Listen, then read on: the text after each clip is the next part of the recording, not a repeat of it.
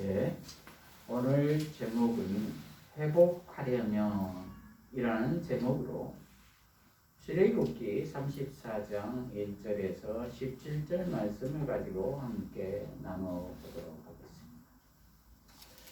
하겠습니다. 우리 모두는 신앙생활을 하면서 우리의 연약한 육신 때문에 하나님의 뜻대로 살지 못하는 경우가 많습니다. 이러할 때에 우리 모두는 실망하며 좌절하기보다는 하나님을 다시 바라보아야 하겠습니다. 왜냐하면 전보자이신 예수 그리스도를 통하여 하나님께서 은혜를 베풀어 주셔서 우리의 모든 죄를 용서하시고 구원하여 주셨기 때문입니다. 오늘 본문을 통해서 살펴보도록 하겠습니다. 오늘 본문 전체 줄거리를 살펴보면은 전 단락에서 이스라엘 백성들이 10계명인 제1계명에서 3계명까지를 어기고 우상을 숭배하자 모세가 시내산에서 받아온 10계명의 두 돌판을 깨뜨려 버립니다. 그리고 하나님께서는 주동자를 포함하여 3,000명을 죽여버립니다. 그리고 오늘 본문에서는 하나님께서 이제 긍휼을 베푸셔서 다시 언약을 맺기 위해 10계명을 다시 새길 돌판 2개를 가지고 혼자 산 꼭대기로 올라오라고 합니다. 그러자 모세가 올라갑니다. 그러자 하나님께서 구름 가운데서 나타나셔서 자신이 여호와임을 재차 선포하며 언약 백성으로서 지킬 것을 재차 말씀하십니다. 여기에서 우리 모두가 깨달아야 할 점은 첫째로 처음으로 돌아가자. 처음으로 돌아가자. 1절에서 4절을 보면은 여호와께서 모세에게 말씀하셨다. 돌판 둘을 처음 것과 같이 깎아라. 내가 깨뜨린 처음 돌판들 위에 있던 말씀들을 내가 그 돌판들 위에 기록할 것이다. 아침 전에 준비해 두었다가 아침에 시내산에 올라와 산 꼭대기에서 내게 보여라. 어떤 사람도 너와 함께 올라오지 못하게 하고 산 어디에도 사람이 보이지 않게 하며 양과 소도 그 산 앞에서 풀을 뜯어먹지 못하게 하여라. 모세가 두 돌판을 처음 것들과 같이 깎은 후 아침 일찍 일어나 그 두 돌판을 손에 들고 여호와께서 그에게 명령하신 대로 시내산에 올라가니 이렇게 기록되었습니다. 먼저 존재가 된 것이 죄를 심판하시는 하나님이시라는 거예요. 황금 송아지 형상을 만들어 하나님 형상으로 대체해서 광란의 밤을 보냈던 자들을 색출하여 3,000명을 죽이신 후 그리고 은혜를 베풀고 계신다는 점. 이렇듯 하나님께서는 거룩하신 분이시기 때문에 죄와 함께 할 수 없으신 하나님이십니다. 하나님의 속성상 죄와는 함께 할 수가 없기 때문에 제거할 수밖에 없습니다. 그리고 죄를 제거하지 않으면 부패한 것들로 인해서 새 것마저 부패되기 때문입니다. 그러므로 우리 모두는 죄에 민감하며 죄 가운데 거하지 않아야 되겠습니다.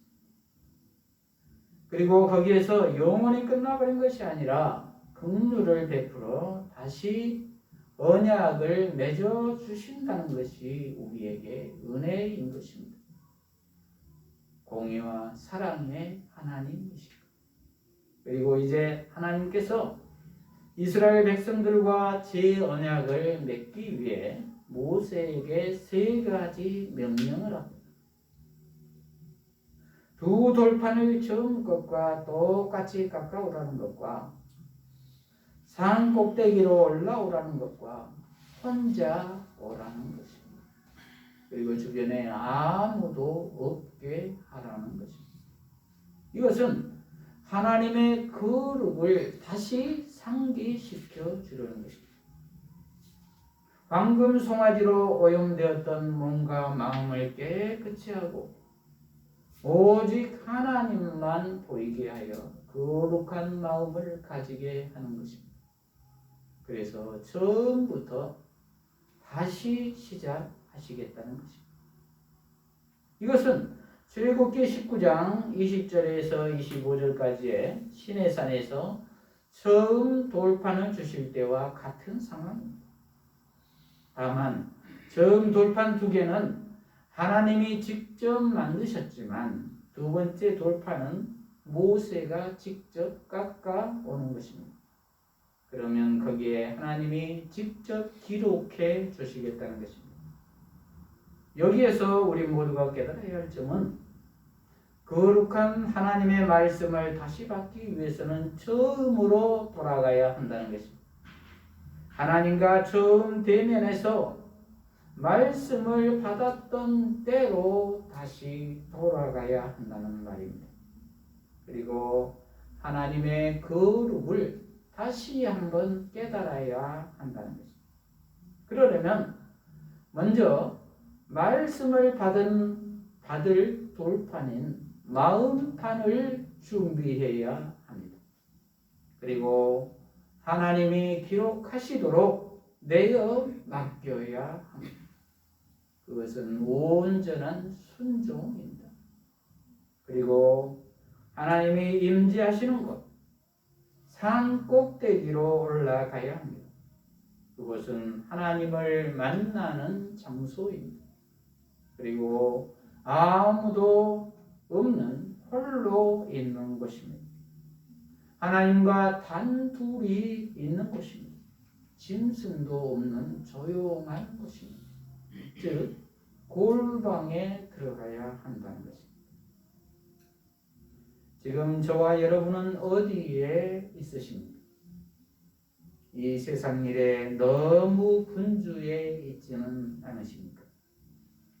오직 하나님과 독대하시는 저와 여러분이 되시기를 바랍니다. 그리고 처음 하나님을 만났던 때로 돌아가야 할 줄로 믿습니다. 그리할 때 하나님께서는 만나 주실 줄로 믿습니다. 둘째로 하나님의 은혜를 깨닫자. 5절에서 7절까지를 보면 여호와께서 구름 가운데 내려오셔서 그와 함께 거기에 서서 여호와의 이름을 선포하셨다. 여호와께서 그의 앞을 지나가시며 선포하셨다. 여호와이다 여호와이다. 긍휼히 여기고 은혜롭고 노하기를 더디하고 인애와 진실이 많은 하나님이 수천 대까지 인애를 베풀고 악과 허물과 죄를 용서하지만 벌 받을 자는 결단코 면제하지 않고 아버지의 죄를 자손 3, 4대까지 벌하는 하나님이다. 이렇게 기록되어 있습니다. 이제 하나님께서 구름 가운데 산 꼭대기로 내려오셔서 만나 주시며 말씀하십니다. 그리고 6절에 보면은 지나가시며 선포하셨다라는 표현은 긍휼의 표현입니다. 그때 당시 하나님을 직접 만나면 인간은 존재 자체가 죄인이기 때문에 바로 즉사합니다. 그래서 지나가시며 말씀하십니다. 그리고 자신이 여호와임을 2번 강조하십니다. 세심한 하나님이십니다. 그러시면서 자신의 속성을 알리십니다. 나는 긍휼히 여기고 은혜롭고 노하기를 더디하고 인애와 진실이 많은 하나님이며 수천 대까지 인애를 베풀고 악과 허물과 죄를 용서하지만 벌 받을 자는 결단코 면제하지 않고 아버지의 죄를 자손 3, 4대까지 벌하는 하나님이다. 이렇게 말씀하십니다. 지금 이렇게 죄의 언약을 맺어주신 것은 사랑의 하나님임을 먼저 말씀하시고 계신 것입니다. 하나님은 이렇듯 우리를 긍휼히 여기시고 은혜롭고 노하기를 더디하시고 인애와 진실이 많은 하나님이십니다. 그리고 그 은혜를 수천 대까지 베푸시는 하나님이십니다. 용서하지 못할 죄가 없으신 하나님이십니다. 그러므로 우리 모두는 온전히 이러한 하나님 앞에 모든 것을 다 내려놓고 나아와야 할 줄로 믿습니다. 그러나 순종하지 않고 목이 뻣뻣한 사람은 죄로 인하여 벌 받을 자는 결코 그냥 넘어가지 않으시고 3, 4대까지 벌하시는 하나님이시라는 것입니다. 그러므로 우리 모두는 우리의 죄에 대해서 너무 쉽게 간과해서는 안 될 것입니다. 왜냐하면 반드시 죄값을 물으시는 하나님이시기 때문에 그렇습니다. 우리 인간은 본질상 진노의 자녀로 태어나죠. 그래서 죄값을 치르지 않으면 해결 방법이 없죠.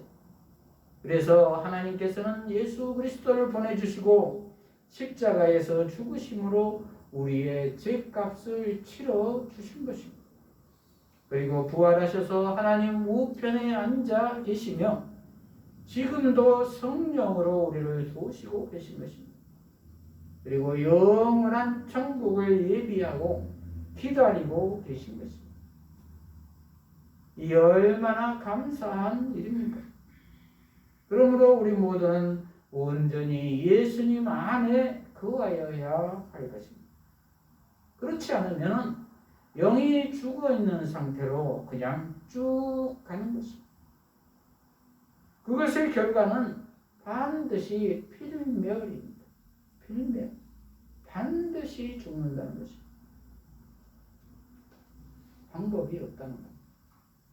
만세전부터 택하시고 인도하시는 하나님의 섭리에 순종하셔서 예수님을 영접함으로 말미암아 새 생명 안에 거하는 저와 여러분이 되시기를 축복합니다.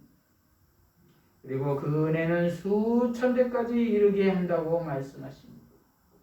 대조입니다. 예수 안에서 회개하고 순종하며 돌이키는 자에게 그렇게 하시겠다는 것입니다. 왜냐하면 하나님은 긍휼히 여기시고 은혜롭고 노하기를 더디하시고 인애와 진실이 많으신 하나님이시기 때문에 그렇습니다. 저와 여러분은 본질상 진노의 자녀이기 때문에 죄를 하나씩 짚어보라고 하면 셀 수도 없이 많을 것입니다. 그 죄는 육신의 정욕, 안목의 정욕, 이생의 자랑입니다. 즉 왜곡된 자아입니다.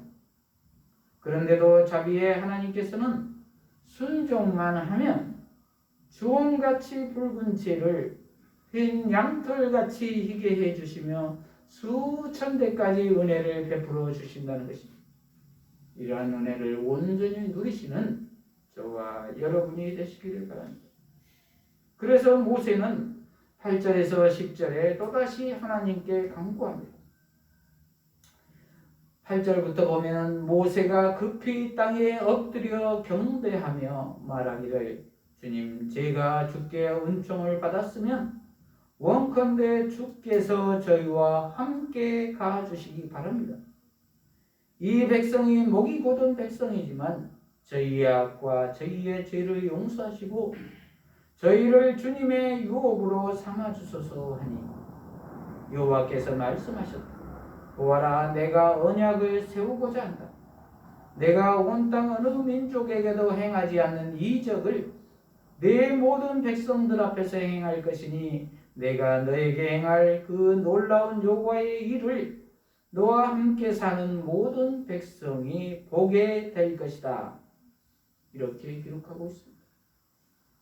모세는 그 은혜의 하나님의 본질을 알고 더욱더 의지하며 나아갑니다. 9절에 주님, 제가 주님께 은총을 받았으면 원컨대 주께서 저희와 함께 가주시기 바랍니다. 이 백성이 목이 곧은 백성이지만 저희의 악과 저희의 죄를 용서하시고 저희를 주님의 유업으로 삼아주소서. 이렇게 간구합니다. 예수님의 기도와 같습니다. 이 백성이 목이 곧은 백성이지만 저희의 악과 죄를 용서하시고 저희를 유업으로 삼아주시고 저희와 함께 가주시라고 합니다. 왜냐하면 인간의 죄성으로 말미암아 홀로 가면 죄악의 길로 가는 것이 뻔하기 때문입니다. 그래서 함께 가주시라고 한 것입니다. 그래서 지금도 성령으로 하나님이신 예수님이 함께하고 계신 것입니다. 그러므로 주 안에 있으면은 우리 모두는 주님의 유업을 받을 뿐만 아니라 모든 악과 죄에서도 사함을 받게 됩니다. 그러자 여호와께서 10절에 말씀하십니다. 보아라, 내가 언약을 세우고자 한다. 내가 온 땅 어느 민족에게도 행하지 않는 이적을 내 모든 백성들 앞에서 행할 것이니 내가 너에게 행할 그 놀라운 여호와의 일을 너와 함께 사는 모든 백성이 보게 될 것이다 라는 것입니다. 이것은 앞으로 가나안 땅을 정복할 것에 대해서 말씀하신 것입니다. 그래서 이스라엘 백성들은 싸우지도 않고 그 땅 거민들을 그냥 접수합니다. 여호수아서 6장 1절에서 27절을 보면은 여리고 성 7바퀴를 돌고 소리를 지르니 여리고 성이 무너져서 정복되었고 이방 족속들이 여호와의 소문을 듣고 간담이 서늘해져서 다 놔두고 도망가는 일들이 즐비하게 일어납니다. 신약이 와서도 예수님께서 병자를 고치시고 죽은 자가 살아나고 오병이어의 기적이 일어나고 이러한 기적들이 계속해서 일어납니다. 그러므로 우리 모두는 예수님과 함께 가야 할 것입니다.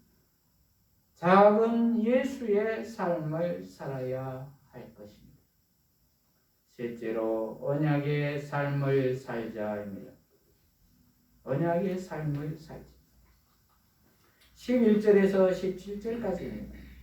내가 오늘 내게 명령한 것을 지켜라. 보아라, 내가 네 앞에서 아모리 족속과 가나안 족속과 헷 족속과 브리스 족속과 이 족속과 여부스 족속을 쫓아내겠다. 네가 들어가는 땅에 거민과 언약을 맺지 않도록 조심하여라. 그것이 너희 가운데 올무가 될까 염려된다. 그들의 제단들을 헐고 그들의 기둥 우상들을 깨뜨리며 그들의 아세라 상들을 찍어라. 나 여호와는 질투라 이름하는 질투의 하나님이기 때문에 다른 신에게는 절대로 절하지 마라.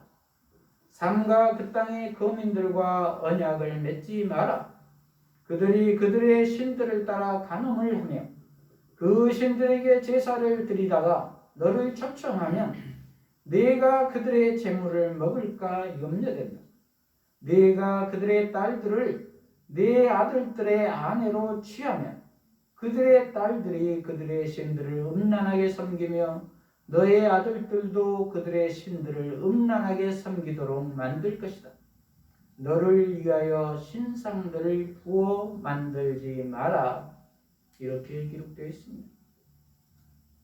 11절을 보면은 이제 내가 너희와 제 언약을 맺었으니 너희는 내가 명령한 것을 지키라는 것입니다. 명령한 것을 지켜라. 이렇게 다시 제 언약을 한 것입니다. 그럴 때 가나안 땅과 그 주변 모든 거민들을 내가 쫓아낼 것이다라는 것입니다. 내가 쫓아낼 것이다. 그들이 한 것이 아니라 하나님이 친히 쫓아내겠다는 것입니다. 우리가 흔히 생각하기를 내가 해야지 뭘 하나님이 해주시냐, 이렇게 생각하는 것이 우리 인간들의 이성적인 생각입니다. 하늘에서 돈보따리가 떨어지냐? 이렇게 생각한다는 것입니다. 그러나 성경은 분명히 말합니다. 내가 쫓아내겠다입니다. 내가 쫓아내겠다. 그러니 너희들은 그냥 구경만 하라는 것입니다. 그리고 증인만 되라는 것입니다. 그러므로 우리 모두는 기도하고 하나님이 하신 일들을 보아야 할 것입니다. 그리고 하나님이 하라고 하신 일에 이유 달지 말고 순종해야 할 것입니다. 그리하면 하나님이 다 하실 것입니다. 마태복음 6장 26절에도 공중의 새를 보라, 심지도 거두지도 않고 창고에 모아두지도 아니하되 너희 하늘 아버지께서 기르시나니 너희는 이것들보다 귀하지 아니하냐. 28절 또 너희가 어찌 의복을 위하여 염려하느냐. 들의 백합화가 어떻게 자라는가 생각하여 보라. 수고도 아니하고 길쌈도 아니하느니라. 30절 오늘 있다가 내일 아궁이에 던져지는 들풀도 하나님이 이렇게 입히시거든 하물며 너희일까 보냐. 믿음이 작은 자라. 이렇게 예수님이 말씀하십니다. 그렇습니다. 그러므로 우리 모두는 온전히 하나님께 모든 것을 다 맡기며 순종해야 할 것입니다. 그리고 12절부터는 주의사항입니다. 내가 들어가는 그 땅 거민들과 언약을 맺지 않도록 조심하라는 것입니다. 왜냐하면 그것이 올무가 될까 염려되기 때문이라는 것입니다.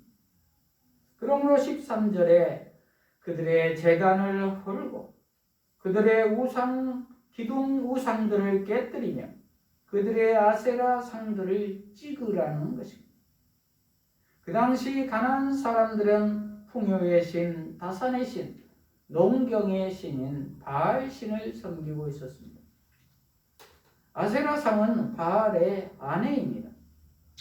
그런데 그들이 섬기고 있는 신들을 과감히 헐고 깨뜨리고 찍어내 버리라는 것입니다.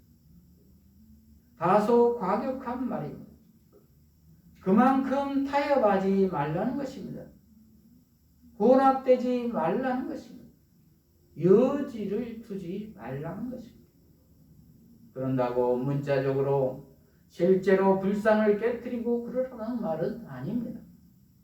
그만큼 우상 숭배하는 것을 금하고 있다는 것입니다. 왜냐하면 그들의 신들을 용납하면 15절에서 16절에 보면 삼가 그 땅의 거민들과 언약을 맺지 마라.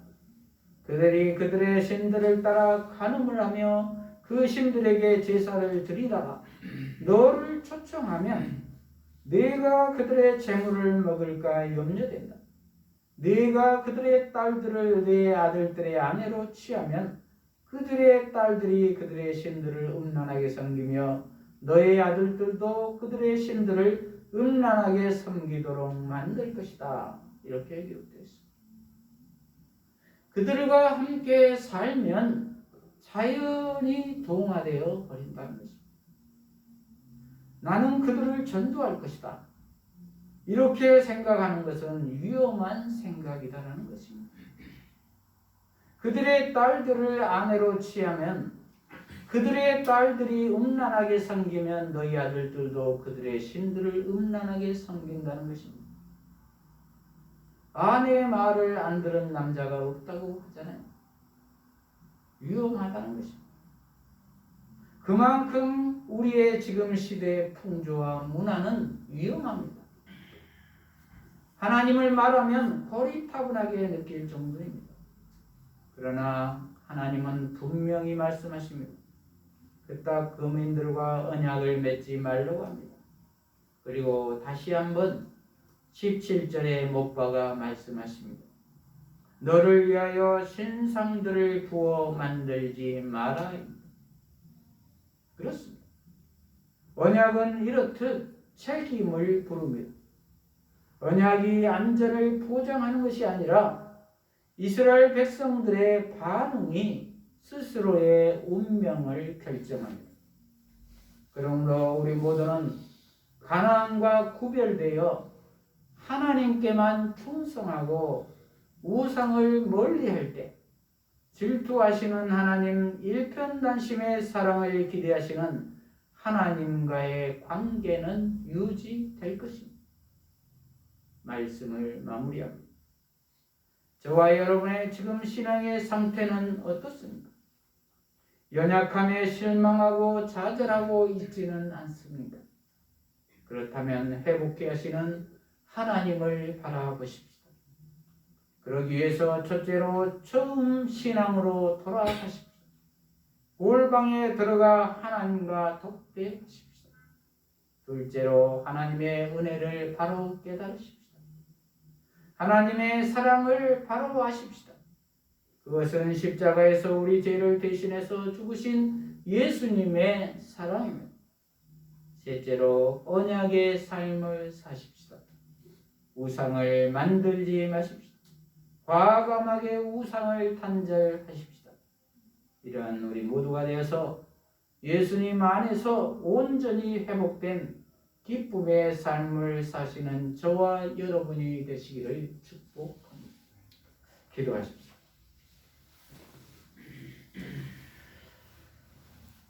하나님 아버지, 오늘 회복해 하시는 하나님에 대한 말씀을 주셔서 감사합니다.